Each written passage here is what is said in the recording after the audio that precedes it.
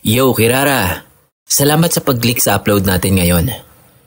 Bago natin simulan, paki-like mo naman ang video. Na-like mo na? Maraming salamat. Simulan na natin.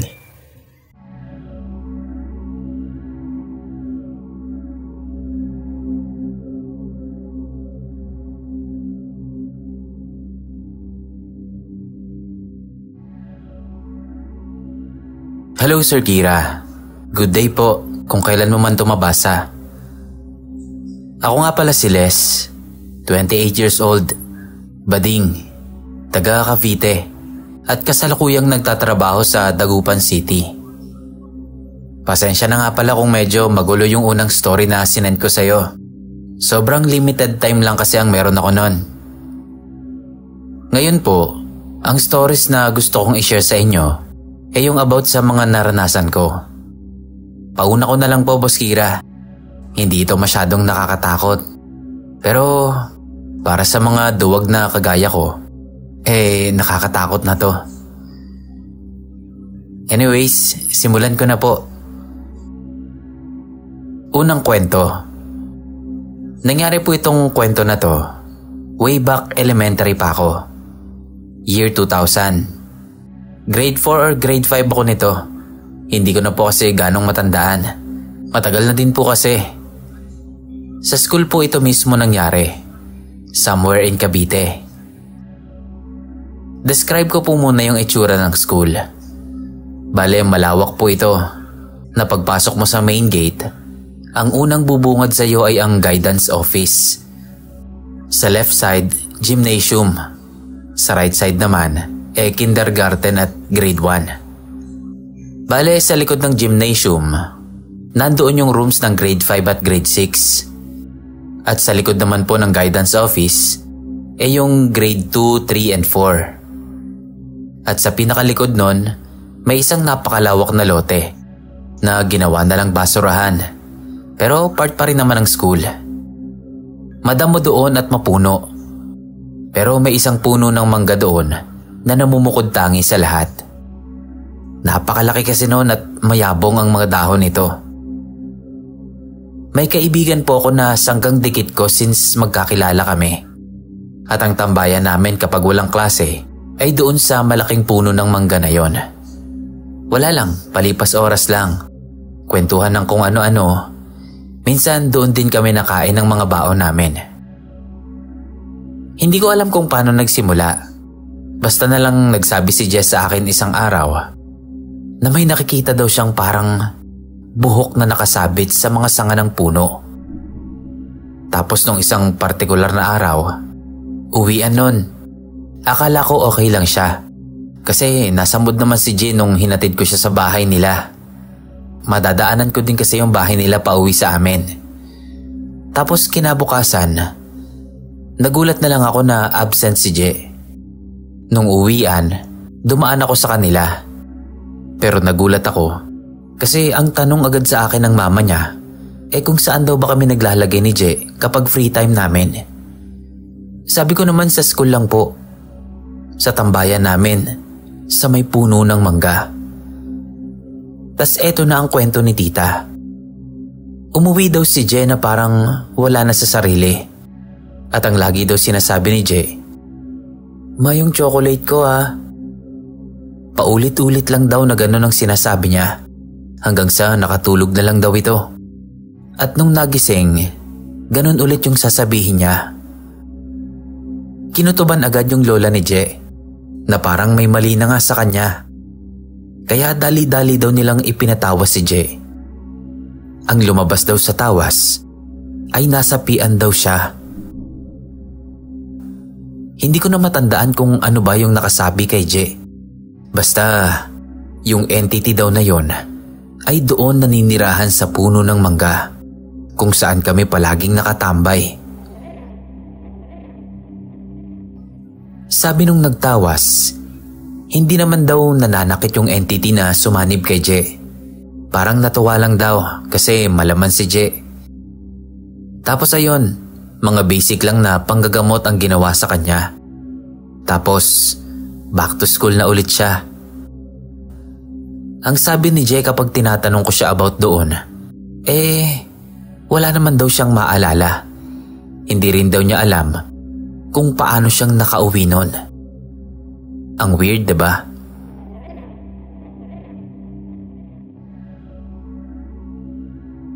Second story. Ito naman pong pangyayari na to sa Laguna, way back 2015. Nagtatrabaho na ako nito, Boss Kira. Graduate na.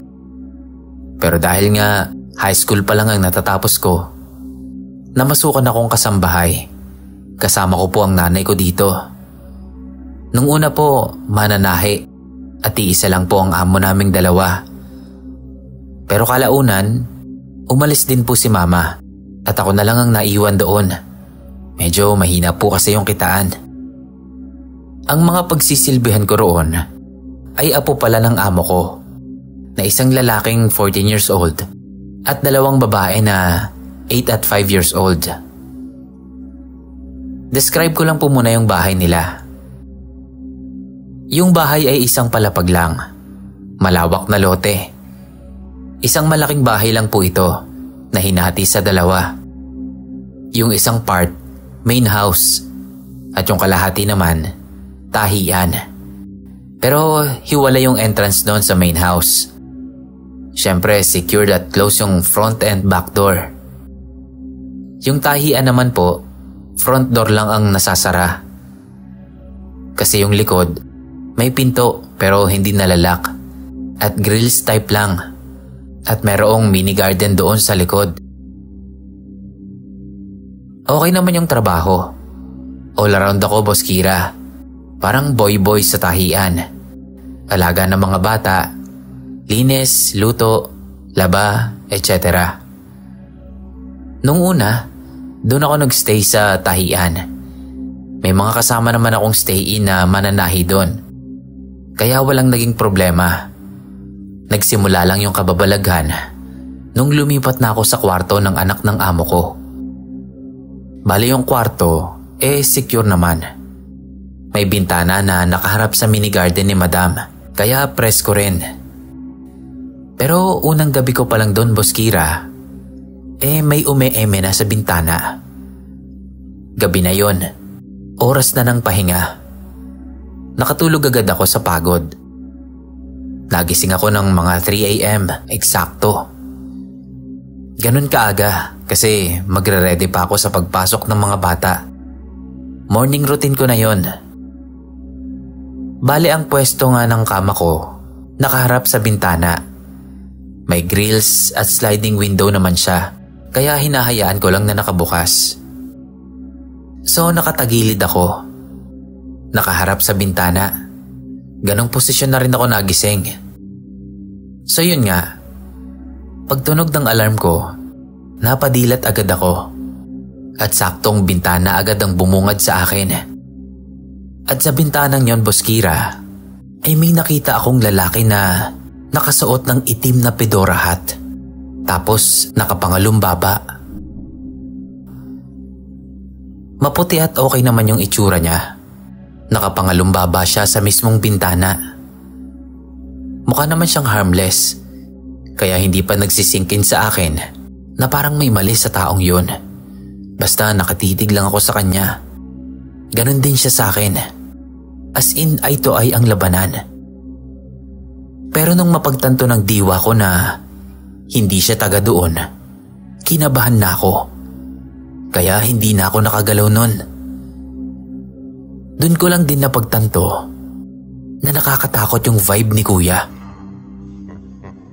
Kasi medyo nagliliwanag siya kahit na napakadilim doon sa mini garden at patay ang ilaw sa kwarto ko. So bakit kitang-kita ko siya? Kaya nakadagdag yun sa takot factor ko, Boss Kira. Di na ako lalo nakagalaw nun. Naiisip kong magdasal. Kasi naunahan na ako ng takot at hindi ko na maialis ang tingin ko sa kanya.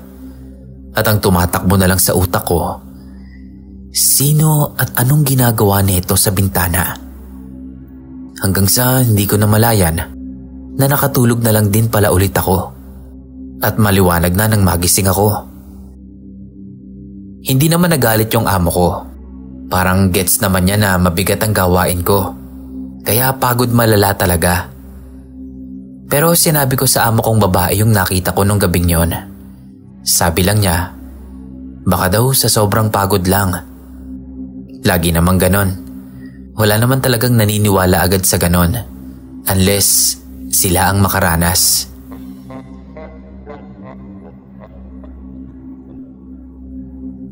Nagpatuloy yung sightings ko sa tao na yon. Same spot, same time. Nung time din na to, hindi na ako nakakatulog ng maayos. Kaya dagdag pagod sa katawan ko. So nag-decide akong umalis doon after 7 months. Makalipas ang ilang taon, year 2017, bumalik ako doon kasi wala pa din akong trabaho neto. Mahirap kasing makahanap ng trabaho, lalo na kung wala kang budget. So no choice na ako neto. Sabi ko na lang, siguro wala na yung taong yun. 2 years naman na din ka ako. Kaya bumalik na rin ako doon. Same pa rin ang gawain ko. Same room, same routine. Nung mga unang 2 linggo, okay naman ang lahat. Walang nagpapakita o nagpaparamdam sa akin. Pero parang pumupuelo lang pala ang walang hiya. Kasi saktong nung ika-3 linggo, andun na naman siya. Aligaga na ako nito, Boss Kira. Hindi ko alam ang gagawin ko. Naglagay na ako ng asin, bawang, kalamansi, at kung ano-ano pang pangontra para lang hindi ko na makita yung tao na yon. Hanggang sa may nakapagsabi sa akin na mananahin ng amo ko na hindi ko naman daw kailangang matakot sa mga ganon. Kasi kung masama daw yon, matagal nang may ginawa sa akin yon. Sabi ko sa kanya, paano niya nalaman? Wala naman akong napagsabihan nun bukod sa amo ko. Tinanong ko pa sa kanya kung sinabi ba sa kanya yun ng amo namin. Hindi naman daw. Pero ang sabi niya, 3 beses na rin daw niya kasing nakikitang nakasilip yun sa bintana ng kwarto ko. Yung nilalang na yun. Base sa description ni Manang, yung upper part lang daw yung malinaw. Yung lower part, parang transparent. Sabi ko, paano niyang nakita yon? Sabi niya, dahil nga daw yung gate sa likod walang lock. Doon daw sana siya dadaan para magbanyo. Kaso nung makita nga daw niya yon, bumalik na lang daw siya sa tahian. Natakot siya nung una. Pero nung pangalawa at pangatlong kita niya doon, hindi na daw siya nabahala. Kaya hinayaan na lang niya. Kaya sabi niya sa akin, maglagay lang daw ako ng luya sa bulsa para hindi ako malapitan ng kung ano man yon. Pero nagtanong ulit ako kung paano niyang nalaman. Na-stress na ako dahil doon. Sabi niya, halata naman daw sa akin. Kaya hindi niya kailangang itanong kung anong nangyayari sa akin. Kasi bukod daw sa pumayat ako, halata din daw na wala akong tulog. Ang laki daw kasi ng eye bag ko. Nagpayo pa nga siya na isara ko na lang daw yung bintana. Sabi ko naman, ganun na nga ako yung ginagawa ko. Kaso pagkakadilat ko, bukas na naman yung bintana. At ayun na nga, dahil doon, hindi na naman ako nakatagal sa bahay na yon, Boss Kira. 4 months lang ako tumagal doon. Sumibat na ako. Hindi ko na talaga kinaya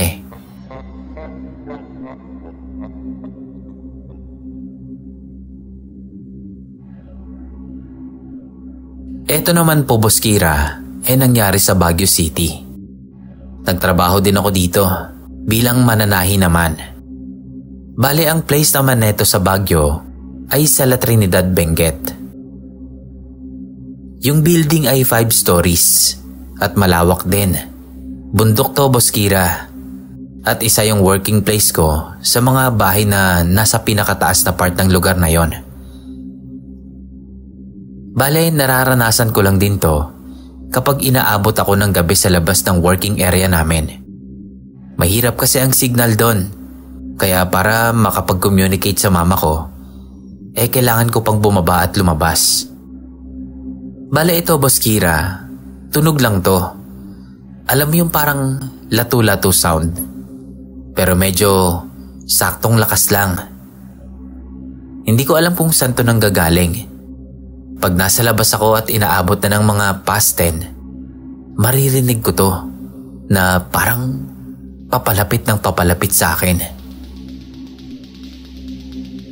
Hindi ko talaga alam kung ano yon at hindi ko na din inalam. Duwag eh.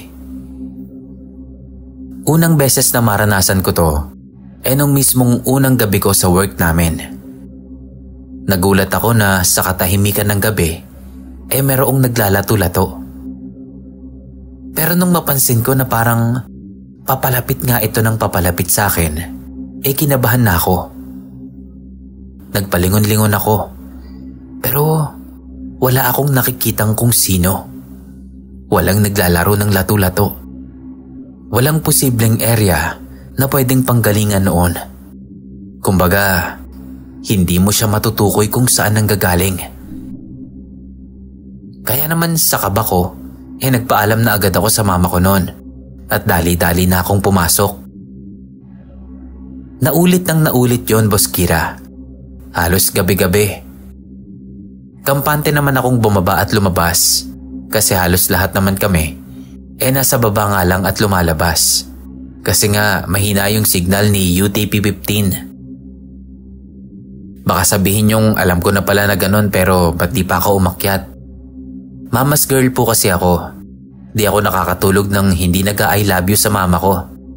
Sana kayo din.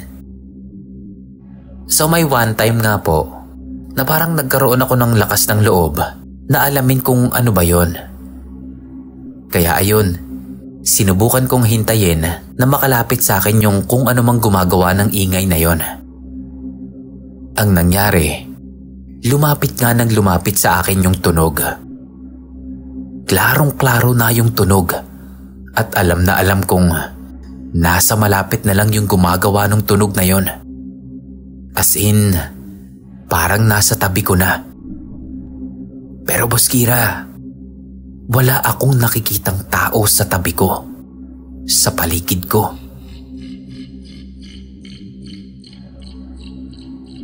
Naglinga-linga ako. Kahit sa langit napapasulyap na ako. Pero wala talaga eh. Tapos paglingon ko sa gate namin, putya, wala na pala akong kasama. Mag-isa na lang ako kaya napakaripas na talaga ako ng takbo. Sabay sara ng gate. Tas dali-dali na akong umakyat.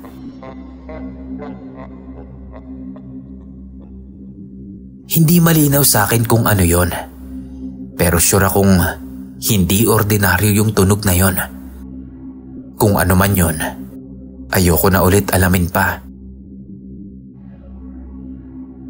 Hanggang dito na lang po, Sir Kira.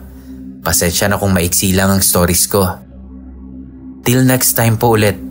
Muamma chup chup.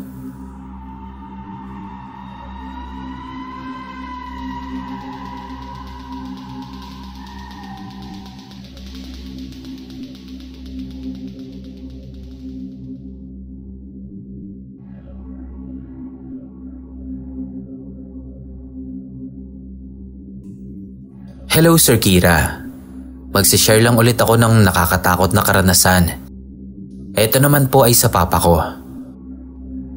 Hindi po mapaniwalain sa mga multo o kung anumang elemento ang tatay ko. Kaya kapag nagkukwento siya ng mga karanasan niya, talagang naniniwala kami. So eto na nga po. Nangyari to noong 2022 sa bahay namin, sa may sala. Nung time na yon, sa sala natulog ang papa ko. Bumisita kasi sa amin yung best friend ko at dun siya nakitulog sa amin.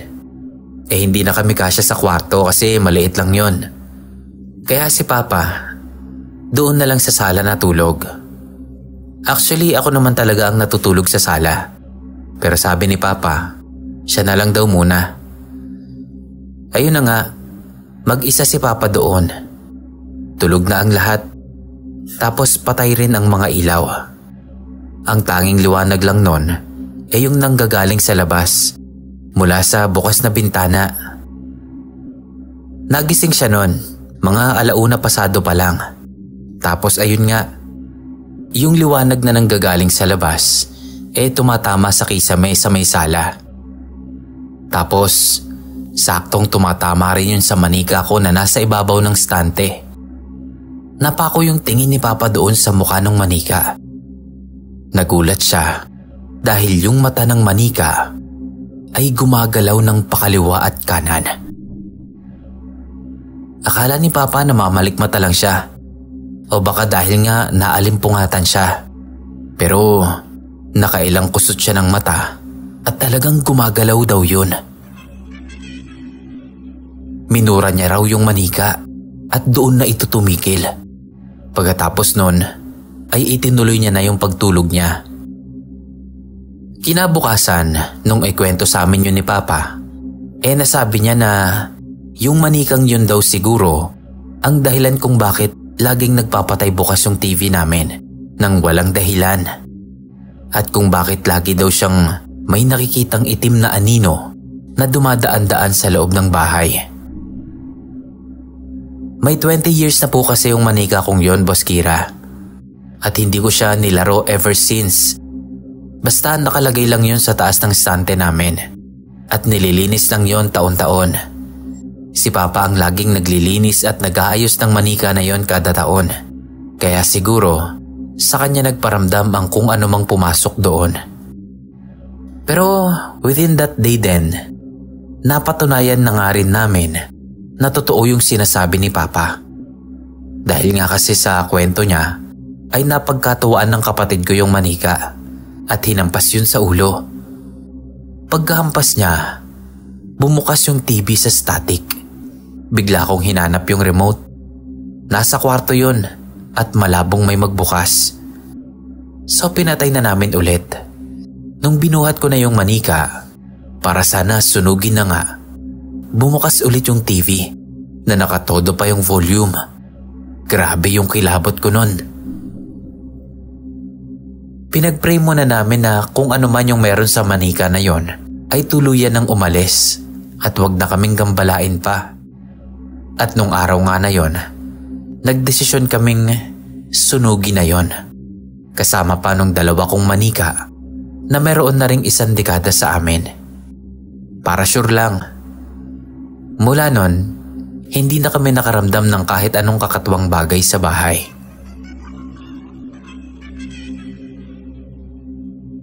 Eto naman po, Sir Kira, nung 2023 lang. Sa Manila Memorial ang burol ni Nanay. Doon sila sa may chapel noon. 2 AM daw noon. At tulog na ang mga kapatid ni Papa. Tanging siya na lang ang gising. Magkasama sila ni Mama noon pero tulog na rin. Nakatingin lang daw si Papa ng diretso sa kung nasaan yung kabaong ni Nanay. Habang pinagmamasdan niya raw ang kapaligiran, nakita niya daw na umuga yung isang nakatayong bulaklak ng patay. Hindi daw yun simpleng nauga lang or hinangin. As in umuga daw na parang nasagi o may sadyang umuga. Nakatingin lang daw siya noon. Hindi siya nag-react. Gigisingin daw sana niya yung kuya niya. Pero naisip niya, wag na lang. At alam din daw sa isip ni Papa na hindi na si Nanay yun.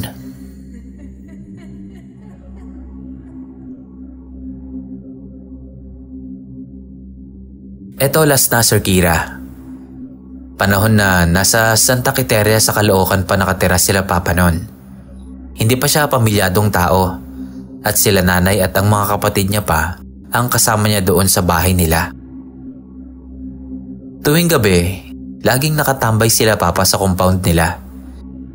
Minsan, may mga kasamang nagsusugal o nagiinom o kakwentuhan. May isang gabi na naranasan daw nila Papa na mabisita ng tiktik. Buntis daw kasi yung kapitbahay nila na asawa ng kumpare ni Papa. Rinig na rinig daw nila yung sinasabi ng tiktik.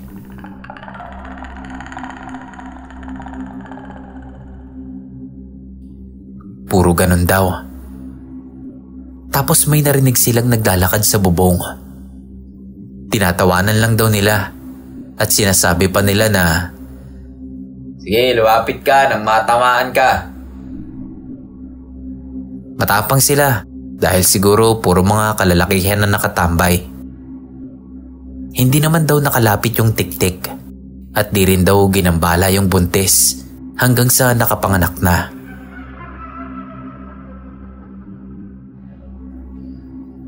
Ayun lamang, Sir Kira. Mainarate man ito o hindi, mahalaga na ibahagi ko ang karanasan ni Papa sa inyo. Maraming salamat po at mabuhay ka.